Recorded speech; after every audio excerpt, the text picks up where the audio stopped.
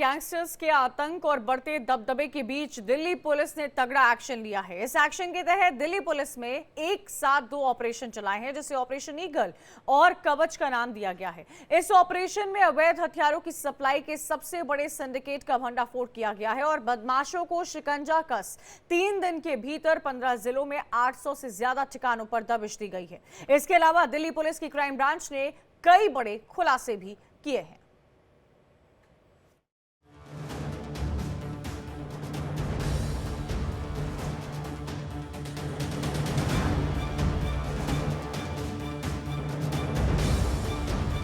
दिल्ली में अपराधियों के लिए बीते 24 घंटे बेहद भारी। हेलो बेटा। पापा आप कब आओगे? मिस्टर विकास के साथ कौन है? बस बेटा थोड़ी देर और। वो मिस्टर विकास की फाइल आप पॉलिसी बाजार। मैम आपका हेल्थ इंश्योरेंस क्लेम अप्रूव हो गया है, अब आप सर को घर ले जा सकती हैं। क्लेम के टाइम पे हमेशा आपकी हेल्प को तैयार। पॉलिसी बाजार, 1 करोड़ का हेल्थ इंश्योरेंस सिर्फ 390 रुपए महीने से शुरू। क्राइम कैपिटल के धब्बे को साफ करेगी पुलिस। गैंगस्टर के खिलाफ पुलिस ने ऑर्गेनाइज वॉर छेड़ा। अपराध के खिलाफ इस वॉर का नाम है ऑपरेशन कवच। दिल्ली में गश्त के बावजूद देश की राजधानी में अपराधी बेखौफ है। जबरन उगाही के लिए ताबड़तोड़ फायरिंग हो रही है। गैंगस्टर के साथ नशे के सौदागर भी काबू में नहीं।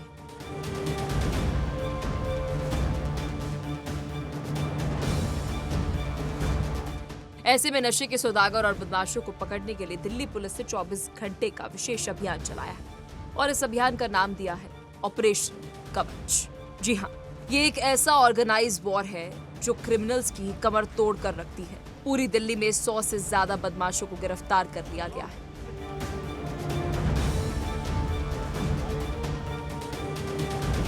दिल्ली पुलिस की क्राइम ब्रांच और स्पेशल सेल समेत सभी जिलों और यूनिट ने 24 घंटे तक ऑपरेशन कवच चलाकर न सिर्फ नशे के सौदागरों को पकड़ा, बल्कि हथियारों के तस्कर और डीलर्स को भी गिरफ्तार किया।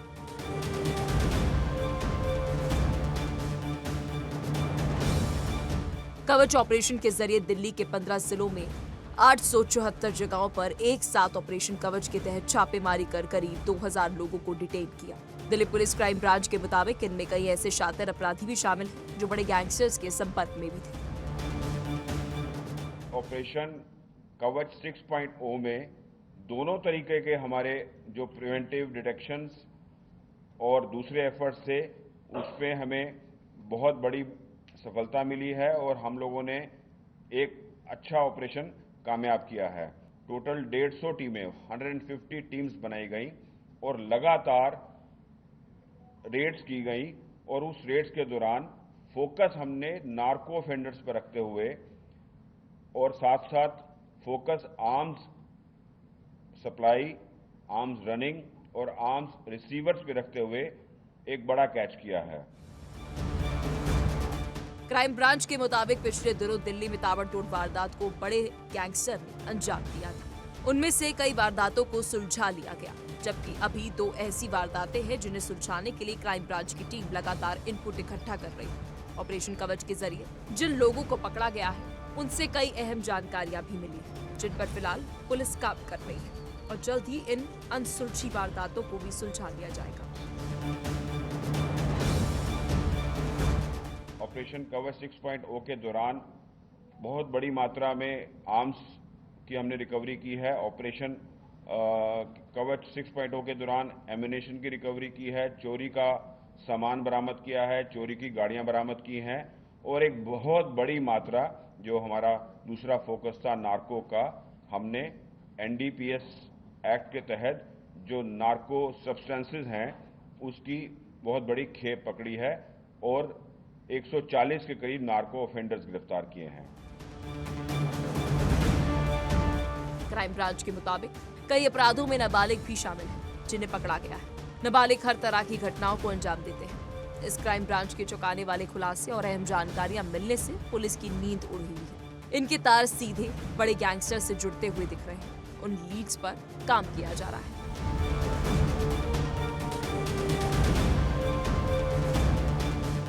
हालांकि इसके अलावा ऑपरेशन कवच के जरिए 139 एनडीपीएस मामलों में 140 नार्को अपराधियों को गिरफ्तार किया गया है, जिसमें बड़ी मात्रा में ड्रग्स बरामद की गई है। इनके पास से लगभग 870 ग्राम हेरोइन, 193.8 किलोग्राम गांजा, 16 ग्राम कोकेन, 404 ग्राम एमडीएमए बरामद किया गया है। क्राइम ब्रांच के मुताबिक अपराध में इस्तेमाल 15 चोरी की गई मोटरसाइकिल भी बरामद की गई है। इसके अलावा 1224 लोगों को हिरासत में लिया गया है। इसमें फैक्ट्स ये हैं कि टोटल 874 लोकेशंस जो 15 जिलों में पड़ते हैं उसमें कार्रवाई की गई और उन 874 लोकेशंस में हम लोगों ने 14 तो आर्म्स एक्ट के पर्चे दिए और साथ साथ कंट्री मेड लाइव पिस्टल्स बहुत सारे मिले, लाइव कार्ट्रिजेस मिले, चाकू बरामद किए और ये सीरीज जो हमारी चल रही है ये एक्शन की, इसमें हम लोग लगातार काम कर रहे हैं। क्राइम ब्रांच के मुताबिक इसके अलावा दिल्ली आबकारी अधिनियम के तहत 203 मामले दर्ज किए गए, जिसमें 202 लोगों की गिरफ्तारी और भारी मात्रा में अवैध शराब जब्त की गई है। इसके अलावा 14 आर्म्स एक्ट में 14 लोगों को गिरफ्तार किया गया है, जिसमें 6 देसी पिस्तौल, 9 जिंदा कारतूस, 8 चाकू बरामद किए गए। ऑपरेशन कवच में 150 टीमें बनाकर 874 स्थानों पर यह अभियान चलाया गया है। Bureau report, India TV. तो क्रिमिनल्स की कमर टूटने लगी है। ये जो ऑपरेशन, 2 बड़े ऑपरेशन दिल्ली पुलिस की तरफ से चलाया गया है, ऑपरेशन ईगल और ऑपरेशन कवच, इसको लेकर बड़ी कार्रवाइयां की गई है। कई अलग अलग डिपार्टमेंट से जो है कार्रवाई करती हुई दिल्ली पुलिस इस वक्त नजर आ रही है। एक माहौल जो दिल्ली में बना हुआ था, डर का माहौल, जहां पर व्यापारियों को टारगेट करने की कोशिश की जा रही थी और कई सारे सवाल इसको लेकर खड़े हो रहे थे, उस माहौल में कहीं ना कहीं बड़ी शांति देखने को मिली है। हमारे साथ रजनीश शर्मा, हमारे संवाददाता दिल्ली से जुड़ गए हैं, विक्रम सिंह हैं, पूर्व डीजीपी हैं। आप दोनों का बहुत स्वागत है। विक्रम सिंह जी, सबसे पहले तो मैं आपसे आपका रुख करना चाहूंगी और मैं ये समझना चाहूंगी कि जो मैं देख पा रही हूँ दिल्ली पुलिस क्राइम ब्रांच की तरफ से एनडीपीएस मामलों में 140 नार्को अपराधी गिरफ्तार हुए हैं। ये जो नार्को का नेक्सस चलता है सर, ये कितने बड़े क्राइम्स को अंजाम देता है? कई लोगों से वेपन बरामद किए गए हैं, कई बड़े बड़े गैंग के गुर्गों को पकड़ा गया है, हिरासत में लिया गया है, गिरफ्तारियां हुई है। पूरी तरह से दिल्ली में जो एक चर्चा लगातार हम कल तक कर रहे थे कि क्या हो रहा है, लोग डरे हुए हैं, उसके खिलाफ सख्त कार्रवाई की गई है। लेकिन मैं नार्को का नेक्सस आपसे समझना चाहूंगी, कहां से इनको हेरोइन मिलती है, गांजा इनको कहां से मिलता है, कोकेन कहां से मिलता है, एमडीएमए 404 ग्राम बरामद किया गया है, ये सारी चीजें कहां से, ये इलीगल चीजें इन लोगों को मिलती कहां से हैं और कैसे ये नेक्सस ऑपरेट होता है? जी नमस्कार। आपने बहुत ही महत्वपूर्ण प्रश्न रखा है कि नार्को क्राइम, इसकी जड़ कहां से है, ये कहां से इनका रॉ मटेरियल आता है और इसके उपभोक्ता कौन है। एक बड़ी भयावह स्थिति है और मैं दिल्ली पुलिस क्राइम ब्रांच को मुबारकबाद दूंगा कि उन्होंने अपने ऑपरेशन कवच और ऑपरेशन ईगल के चलते इनके ऊपर बहुत ही प्रभावी प्रहार किया है। आप ये देखें कि अगर कोकेन है तो कोकेन बाहर जाता है, एमडीएमए बाहर जाता है। मान लिया गांजा भारत में उपलब्ध हो जाता है, वाया नेपाल आ गया या भारत में भी गांजा उपलब्ध रहता है, लेकिन इसका एक संगठित तरीके से भंडारण, संगठित तरीके से इसकी बिक्री, और दुर्भाग्य और पीड़ा इस बात की है कि स्कूल के बाहर बच्चों को भी लत लगाने में ये कोई कसर नहीं रहती है। एक संगठित अपराध के जो भी इंग्रेडिएंट्स हैं कि इनका एक गिरोह होता है, गिरोह का सरगना होता है और ये शासन प्रशासन को कभी कभी हमवार करके, डरा के, धमका करके या भ्रष्टाचार से या दोनों से ये अपने साम्राज्य को चलाते हैं।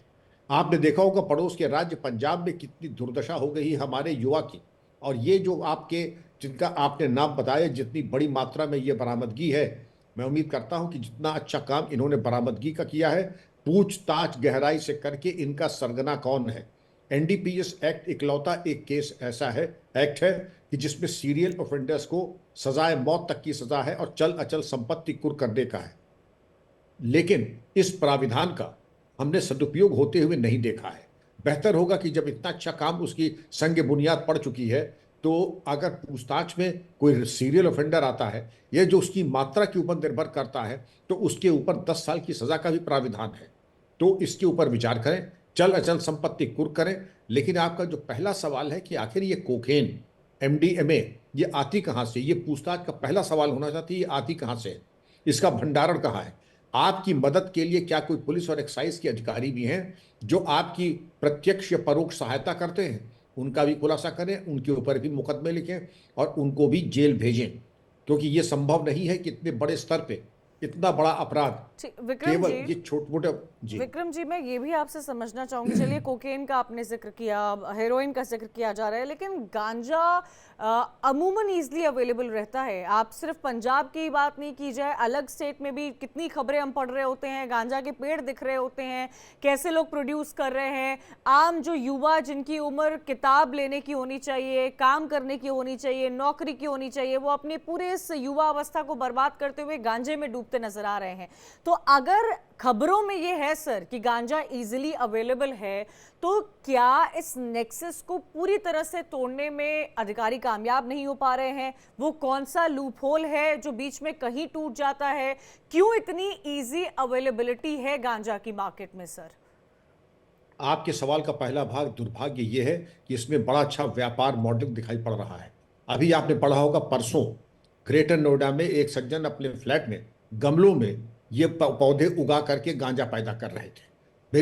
मैं तो स्तब्ध हूँ ये सब सुन करके कि जो नोएडा में जिसके पास फ्लैट है उसको क्या जरूरत है इस तरीके की अवैधानिक आपराधिक कार्य करने में। लेकिन एक व्यापारिक मॉडल बना करके अगर ये ग्रो करें, आपने सही कहा, किनारे किनारे खेतों की मेड़ पे ये सब चीजें पौधे उगाए जाते थे और उससे ज्यादा गांजा भांग वगैरह की खेती इस तरीके से होती थी। लेकिन अब जो दूसरा सवाल आपका है कि आखिर इस पे हम नियंत्रण क्यों नहीं पा रहे, लूपहोल कहाँ सिस्टम में? लूपहोल सबसे पहले यह है कि कदाचित गांजा भांग और नारकोटिक्स का काम पुलिस की प्राथमिकताओं में बहुत नीचे आता है। सबसे पहले आता था चोरी डकैती, हत्या, वीआईपी सिक्योरिटी और अन्य अपराध जैसे साइबर अपराध बहुत छत चढ़ के बोल रहा है। उसके बाद कहीं नारकोटिक्स आता है। वास्तविकता अब यह है कि नारकोटिक्स का जो जाल है उसमें सिर्फ यही बच्चों को ही ड्रग की लत नहीं, नार्को टेररिज्म, इससे लाभान्वित कौन हो रहा है? इससे लाभान्वित पाकिस्तान और चीन हो रहे हैं। तो बेहतर ये होगा, क्योंकि ये एक ऐसा अपराध है साइबर क्राइम के बाद जिसमें कि हमारे जो दुश्मन राष्ट्र हैं वो लाभान्वित हो रहे हैं और उनकी ही निहित स्वार्थ में ये है कि हमारे युवाओं को और बच्चों को नशे का आदी कर दे और आमदनी के जरिए हमारे ही धन से। ये तो जो लोग पकड़े गए होंगे वो कितने एम्प्लॉयड होंगे, कितने एम्प्लॉयड नहीं होंगे, ये बड़ा सवाल है। आप कह रहे हैं कि व्यापार के लिए लोग ऐसा करते हुए नजर आते हैं, लेकिन उन लोगों का क्या सर जो बहुत रसूख परिवार से बिलोंग करते हैं, जिनकी पार्टीज में इस तरह के अलग अलग तरह के नशे जो शायद हमने सुने भी नहीं होंगे वो बट रहे होते हैं, वो बिक रहे होते हैं, वो लोग कंज्यूम कर रहे होते हैं, उसको क्यों नहीं रोक पाते हैं? और क्यों एनडीपीएस को, जो इतना घातक है हमारे शरीर के लिए, हमारी साइकी के लिए, हमारे माइंड के लिए, हमारे फ्यूचर के लिए, क्या उसको लाइटली लिया जाता है? क्योंकि लॉस तो बहुत स्ट्रिक्ट है उसके अगेंस्ट। विक्रम सिंह जी, लॉज बहुत स्ट्रिक्ट है, लेकिन लॉ उतना ही स्ट्रिक्ट है जितना हम उसका अनुपालन करते हैं, करवाते हैं।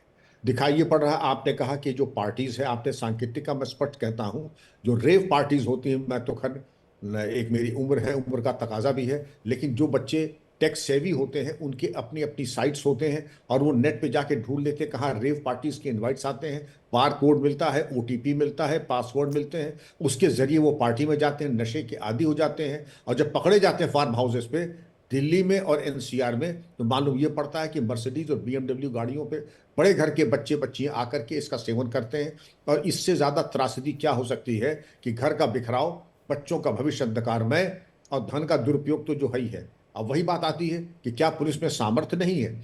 मैं ये जानना चाहूँगा और मैं ये भी कहूँगा, ये केवल बात दिल्ली की नहीं है, मैं पूरे पुलिस बल का आह्वान करूँगा, जब आप एक क्रिमिनल को पकड़ते हैं तो गहराई से पूछ के ताज जाएं कि आपका ये माल आया कहाँ से, आपको ये माल देता कौन है, आप इसकी जब खरीद फरोख्त करते हैं तो उसका जो प्रॉफिट होता है आप किसको किसको देते हैं। और पुलिस विभाग में भी कोई आपका मददगार है, एक्साइज में कोई मददगार है। पूरी पूछताछ अगर हो, नारकोटिक्स कंट्रोल डिपार्टमेंट भारत सरकार का बड़ा महत्वपूर्ण विभाग है, उसमें पुरस्कार देने की घोषणा और पुरस्कार देने का भी प्राविधान है। जितना पकड़ा जाता है उसके एक अनुपात में पुरस्कार दिए जाने का भी प्राविधान है। लेकिन दिखाई ये पड़ रहा है कि शायद इसको हम लोग बहुत हल्के में ले रहे हैं, जबकि ये एक राष्ट्रीय समस्या है। अच्छा विक्रम सिंह जी, क्योंकि आप भी डीजीपी पद पर रह चुके हैं, हम खबरों में अमूमन ऐसा सुनते हैं या आम भाषा में लोग बोलते हैं कि जो पकड़े जाते हैं वो रिश्वत देकर इस चीज़ से निकल जाते हैं। ऐसी अगर बातें होती हैं तो जरूर लोगों ने यह अनुभव किया होगा सर, लोग रिश्वत देकर बचे भी होंगे, तो कहीं ना कहीं सिस्टम को भी इंटैक्ट करने की जरूरत है। आपका क्या मानना है? जब आपका वक्त था, जब आप इस पद को देख रहे थे, क्या ऐसी कंप्लेंट्स आपको भी आती थी? बेशक आती थी, और इसकी तरफ कर्तव्य के प्रति उदासीनता। सबसे पहले आप ये देखिए कि आपने जैसे एनडीपीएस एक्ट में प्राविधान है सजाए मौत का, चल अचल संपत्ति कुर्क करने का। क्या एक भी दृष्टांत पूरे भारत में सजाए मौत का हुआ है? या हमारे यहाँ ड्रग्स की खपत खत्म हो गई है, कम हो गई है? क्या चल अचल संपत्ति तो कुर्क हुई है, हमारे टाइम में भी हुई होती, लेकिन वो एक कड़ी सजा जरूर है। लेकिन सजाए मौत और चल अचल संपत्ति इक्का दुक्का नहीं, फिर वो पूरा व्यवहारिक होना चाहिए और उस तरीके से होनी चाहिए कि आदमी थर्रा जाए ड्रग्स के कारोबार करने में या उसके बारे में सोचने में। वो जो हंटर की चोट प्रशासन और पुलिस की है वो आज तक दिखाई नहीं पड़ी है, और यही पीड़ा है कि अगर शासन प्रशासन चाहे तो अपनी जो 12वीं ये प्राथमिकता है ड्रग्स की, इसको सर्वोच्च प्राथमिकता दे करके करें, क्योंकि ये देश का और हमारे युवा के भविष्य को सीधे को प्रभावित कर रहा अच्छा है। विक्रम सिंह जी, अफेक्ट इस चीज से या पुलिस के डर से या चीजें न करने से सबसे ज्यादा मिडिल क्लास होता है। गरीबों को तो जेल जाकर भी कोई फर्क नहीं पड़ता है। कई ऐसे केसेस सामने आए हैं, उनका ये माइंडसेट रहा है कि ठीक है 1-2 साल जेल में रहेंगे, 5 साल जेल में रहेंगे, हम उसके बाद निकल आएंगे। वो दोस्ती यारी जेल में भी कर रख देते हैं। अमीरों के पास इतना पैसा होता है कि वो रिश्वत देकर छूट जाते हैं। तो इस माइंडसेट को अगर पुलिस या सिस्टम के प्रति भी ये माइंडसेट है लोगों का कि ठीक है हम जेल में समय काट सकते हैं या हम पैसा देकर छूट सकते हैं, तो उसमें खामी कहाँ नजर आ रही है? और इस सप्लाई और चेन और डिमांड को रोक क्यों नहीं पा रहे? जैसे आपने भी बोला कि जो लोग कोई भी कहीं से सोर्स करते होंगे, कहीं पहाड़ी इलाकों में जाकर भी कई बार इस तरह की खबरें सामने आई है जहां पर लोग खुलेआम इस चीज की बिक्री कर रहे होते हैं, उस नेक्सस तक, उस एंड कंज्यूमर और उस एंड सप्लायर तक क्यों नहीं पहुंच पाया जा रहा है? फॉलो थ्रू एक्शन का अभाव, क्योंकि हमने सतही तरीके से इन्वेस्टिगेशन किया। मान लीजिए मोहन और सोहन 2 को हमने पकड़ा, उनको जेल भेज दिया, उनको फॉलोअप नहीं किया, उनकी या तो जमानत हो जाएगी क्योंकि उसको फॉलोअप नहीं करते हैं, या फिर हमने देखा कि अगर उनको सज़ा भी हो जाती क्योंकि रिकवरी हो गई थी तो 3 साल की सज़ा होती, 5-7 साल की सज़ा इसमें हमने होते देखा भी नहीं है। छोटी मोटी सज़ा लेकर के, और पुलिस की जो उप संस्कृति है उसमें कहते हैं ये स्मैकिया है, एक अपमानजनक शब्द का प्रयोग है, लेकिन पुलिस की उप संस्कृति में उसको स्मैकिया कहते हैं। गंभीरता पूर्वक नहीं लेते हैं, यहाँ तक कि 2-4 स्मैकिया थाने में बैठाए रखते हैं, जिससे कि उनकी छोटी मोटी बेगार वो करते रहते हैं। जब ज़रूरत होती है तो उन्हीं के ज़रिए खबरी उनको बना लेते हैं, खबरी बना करके उनसे बाकी जैसे साइकिल चोरी है या इस तरीके की छोटी मोटी मारपीट के बारे में खबर उनके माध्यम से प्राप्त किया जाता है। तो ऐसा नहीं, ये जो एक नेक्सस है तथा कथित स्मैकियों और इसके जो अभ्यस्त ड्रग एडिक्ट्स हैं उनका पुलिस का, तो ये जो संबंध है ये टूटना चाहिए, गहराई से छानबीन होनी चाहिए, और आपने कहा आखिरी तार तक पहुंचे कि ये माल कहाँ से आता है और इससे कौन कौन लाभान्वित होता है, उसके ऊपर कार्रवाई करें। लेकिन ये आपने देखा कि जो एंड यूज़र है वहाँ तक बात जाकर के पहुँचती नहीं, गैंग लीडर कौन है उस तक बात जाती नहीं, इनका सपोर्ट सिस्टम क्या है वहां तक बात जाती नहीं है। अच्छा विक्रम जी, एक सवाल मैं इसी से जुड़ा और लेना चाहूंगी। जो रिहैब सेंटर्स होते हैं, क्या कोई व्यक्ति जो नशा छोड़ना चाहता है वो रिहैब सेंटर खुद जा सकता है, या ये कोई कोर्ट का प्रोसेस होता है, या वो गिरफ्तार होता है, कोर्ट परमिशन देता है और उसके बाद वो रिहैब एंटर कर सकता है? और रिहैब सेंटर्स के जो प्राइवेट रिहैब सेंटर होते हैं, जो एनजीओ के नाम पर भी रिहैब सेंटर्स चल रहे होते हैं, उनका प्राइस भी क्या उतना होता है कि आम लोग उसे या कोई गरीब परिवार उसको अफोर्ड कर सके? बिल्कुल, रिहैब सेंटर बहुत अच्छा कार्य कर रहे हैं और उसमें कोर्ट की अनुमति की ज़रूरत नहीं है। जिसको भी ड्रग डी एडिक्शन प्रोग्राम में जाना है, अल्कोहल डी एडिक्शन में जाना है, तो अच्छे एनजीओज भी चलाते हैं और जो government establish de addiction centre है उनका भी लाभ ले सकते हैं। लेकिन ये ज़रूरी ये है कि वो क्रियाशील हो, प्रोएक्टिव हो और वाकई अपने कार्य के प्रति गंभीर हो। दिखाई ये पड़ता है कि जहाँ अच्छे लोग भी हैं तो बुरे लोग भी हैं, और ये भी बताया जाता है कि बड़ी संख्या में ऐसे भी एनजीओज हैं जो शोषण ज़्यादा करते हैं, ज़्यादा पैसे लेते हैं, ये भी शिकायतें, और ये शिकायतें एनसीआर में ज़्यादा आ रही हैं, पंजाब में ज़्यादा आ रही हैं।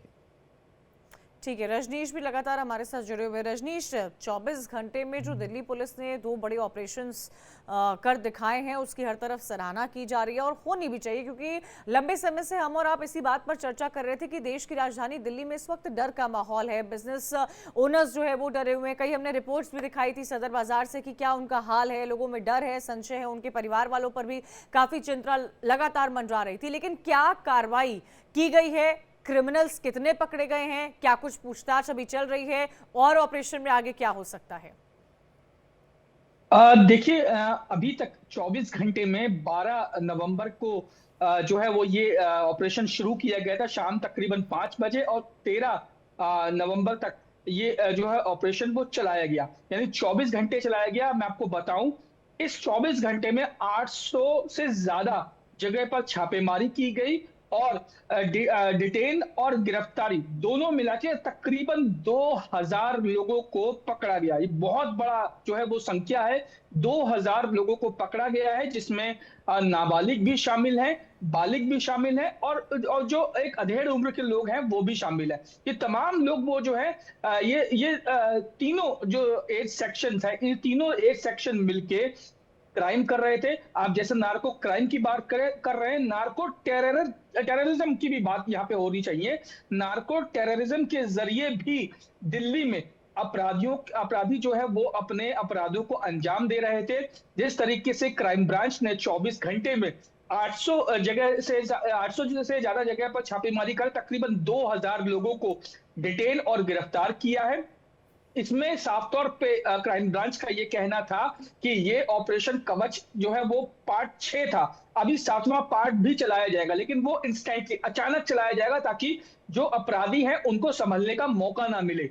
वहीं दूसरी ओर जहां तक गैंगस्टर्स और दिल्ली में लगातार जो आपराधिक घटनाएं, वारदातें हो रही थी, गोलीबारी हो रही थी, हत्याएं हो रही थी, उस पे भी क्राइम ब्रांच ने कहा कि कई लोगों को अरेस्ट किया है और कई ऐसे लोग हैं जो नाबालिग लोग हैं जिनसे हमने पूछताछ की, जिससे हमने बात की, तो कई अहम लीड्स उनको मिली हैं। और क्योंकि गैंगस्टर्स आजकल ज्यादातर नाबालिग जो बच्चे होते हैं उनको हायर करते हैं, इसके पीछे का कारण ये होता है कि नाबालिगों को जेजेबी यानी जुवेनाइल जस्टिस बोर्ड में ज्यादा कड़ी और लंबी सजा का प्रावधान नहीं है। 2-3 मैक्सिमम, बहुत मैक्सिमम बता रहा हूं, 4 साल के बाद जो है वो नाबालिग छूटकर वापस आ जाता है। तो ऐसे में ये लोग जो है वो ऐसे ही लोगों को टारगेट कर रहे हैं, ऐसे ही नाबालिगों को टारगेट कर रहे हैं जो उनकी दुनिया में उनको आसानी से लाया जा सके और अपने जो आपराधिक मंसूबे हैं या वारदातें हैं, फायरिंग की वारदातें हैं, फिरौती की वारदातें हैं, प्रोटेक्शन मनी के नाम पे धमकाया जाए या फिर चिट्ठी फेंकने की बात, ये तमाम ऐसी चीजें हैं जिनको गैंगस्टर्स इन नाबालिग बच्चों के द्वारा अंजाम दे रहे हैं। ठीक है, ये बड़ा सवाल है रजनीश जो खड़ा होता नजर आ रहा है और इसको आगे भी कंटिन्यू करेंगे और मैं इस पर सवाल कई और भी लूंगी, लेकिन इसी बीच आपको एक रिपोर्ट दिखाते हैं। दिल्ली में अब गैंगस्टर्स का गेम ओवर होने वाला है। इन गैंगस्टर्स पर 2 तरफा एक्शन हो रहा है जिससे उनकी कमर टूट गई है। दिल्ली पुलिस ऑपरेशन कवच के साथ ही ऑपरेशन ईगल भी चला रही है, जिस वजह से अपराधियों में हड़कंप मचा हुआ है। गैंगस्टर्स के खिलाफ 2 तरफा हमले में उनको भारी नुकसान हुआ है। दिल्ली पुलिस ऐसे अपराधियों के फन को कुचलकर उनका खात्मा करने में जुटी हुई है। सैकड़ों लोगों की गिरफ्तारी हुई है, उनसे पूछताछ की जा रही है। पुलिस के इस ऑपरेशन की चर्चा पूरे दिल्ली में हो रही है। ऐसे में सवाल यही है कि क्या अब दिल्ली क्लीन हो जाएगी? पुलिस के इस ऑपरेशन से अपराधियों पर लगाम लग जाएगी?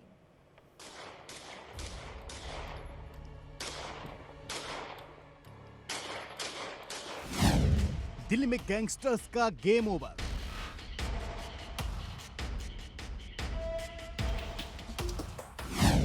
गैंगस्टर्स के खिलाफ 2 तरफा एक्शन।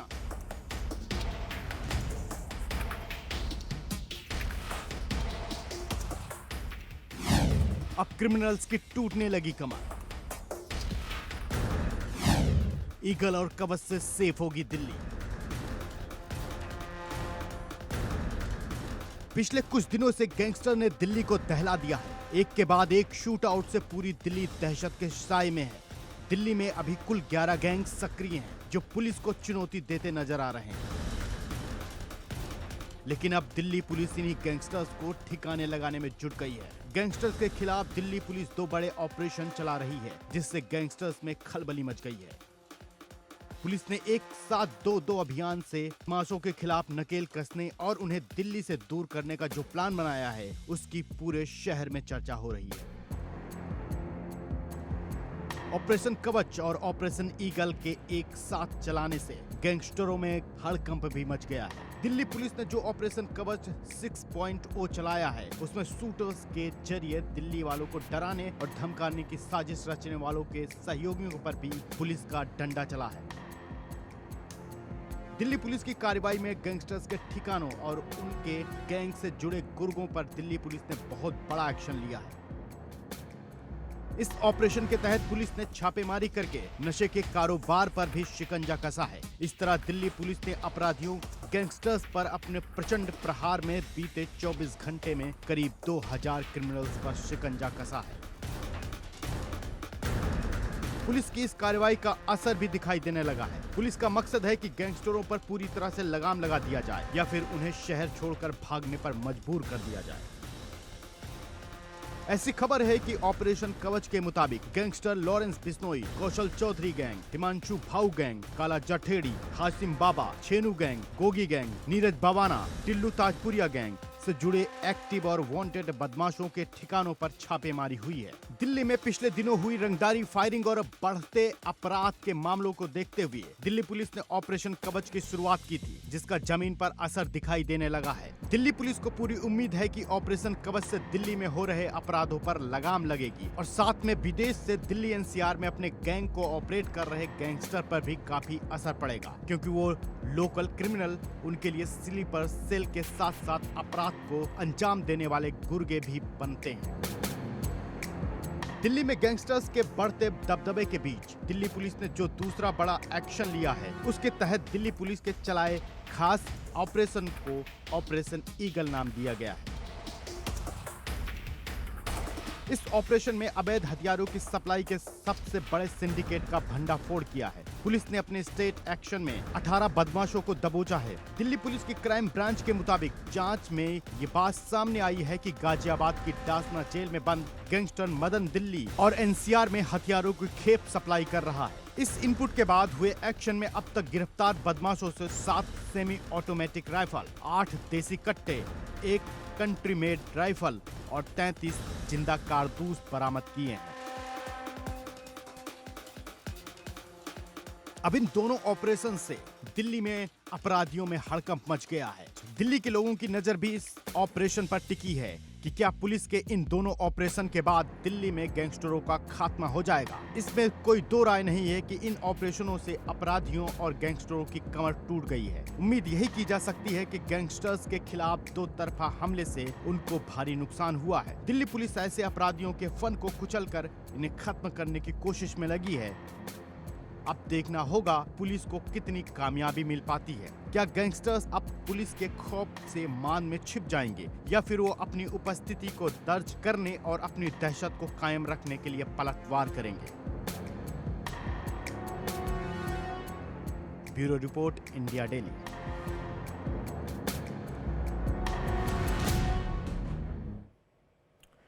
रजनीश लगातार इस खबर पर हमारे साथ जुड़े हुए, सीधा रजनीश का रुख कर रहे हैं। रजनीश, क्योंकि आप जुवेनाइल का जिक्र कर रहे थे और ये एक डिबेट हमेशा रही है, कई एजेंसियों ने, कई एक्टिविस्ट ने भी कहा है कि जो क्राइम जुवेनाइल करता है और जिसलिए ये गैंग्स, ये जो ऑपरेट करते हैं, ये जो बड़े गैंगस्टर्स होते हैं, ये जुवेनाइल को टारगेट करते हैं, क्या इनके लॉ में, क्या इस पर रीथिंक नहीं होना चाहिए, क्या इसे रीस्ट्रक्चर नहीं होना चाहिए? देखिए, बिल्कुल इस तरीके के जो जुवेनाइल जस्टिस बोर्ड हैं या फिर जुवेनाइल्स के प्रति जो कानून बनाए गए हैं, उनको जरूर जाहिर तौर पे रिस्ट्रक्चर करने की जरूरत है, क्योंकि अगर इसी तरीके से जुवेनाइल्स को हायर करके बड़े अपराधों को अंजाम दिया जाता रहा तो जाहिर तौर पे ये सिलसिला कभी नहीं रुकेगा, क्योंकि जुवेनाइल्स बहुत आसानी से इन्फ्लुएंस हो जाते हैं और उसके बाद उनको चकाचौंध जो है वो दुनिया दिखाई जाती है, चकाचौंध रोशनी दिखाई जाती है, चकाचौंध दुनिया के में अपनी जो स्थिति है उसके सपने सब्जबाग दिखाए जाते हैं और उसके बाद उनसे क्राइम करवाया जाता है, क्योंकि अपराधियों को यह पता है कि जेजेबी में यानी जुवेनाइल जस्टिस बोर्ड में नाबालिगों के लिए ज्यादा कड़ी और लंबी सजा नहीं है। 2, 3 या 4 साल के बाद ये लोग बाहर आ जाएंगे और उसके बाद इनको दोबारा से इस्तेमाल किया जा सकता है। मैं आपको बताऊं कि एक जो अगर कई उदाहरण की अगर बात की जाए तो कई उदाहरणों में ये भी देखा गया है कि अपराधी जुवेनाइल्स को ये कहते हैं कि वो उनके लिए पैसा खर्च करेंगे, उनके ऐशो आराम की जो है चीजें लाके उनको देंगे। इतना ही नहीं, जो वो लग्जरी लाइफ जीना चाहते हैं वो उनको देंगे। अगर वो जेजेबी यानी जुवेनाइल जस्टिस बोर्ड के द्वारा बाल सुधार गृह चले जाते हैं तो उनके परिवार को भी पैसा देंगे। तो यानी जुवेनाइल्स को चारों तरफ से इन्फ्लुएंस किया जाता है, जिसके बाद जुवेनाइल क्राइम की दुनिया में उतरता है और इस तरीके के बड़े जो क्राइम है उनको अंजाम दे देता है। अगर इस कानून में बदलाव नहीं किया गया तो ये सिलसिला मैं आपको बताऊं रुकेगा नहीं। हालांकि कम जरूर हो जाएगा, नंबर ऑफ क्राइम्स में कमी जरूर आ जाएगी, लेकिन रुकेगा कभी नहीं। जब तक कानून कड़ा नहीं हो जाता, जब तक कानून में इस तरीके का प्रावधान ना हो कि अगर कोई भी शख्स किसी जुवेनाइल को फायर करता है किसी क्राइम करने के लिए, तो ना सिर्फ जुवेनाइल बल्कि वो शख्स भी जो है उतना ही जो सजा का भागीदार होगा जो एक बालिग जो शख्स होता है। तो ऐसा कहना बिल्कुल गलत नहीं होगा कि कानून में सुधार करना या बदलाव करने की बिल्कुल जरूरत है, ताकि जुवेनाइल्स के जो बचपन है या जुवेनाइल्स का जो जीवन है वो अपराध की दुनिया में जाने से बचाया जा सके।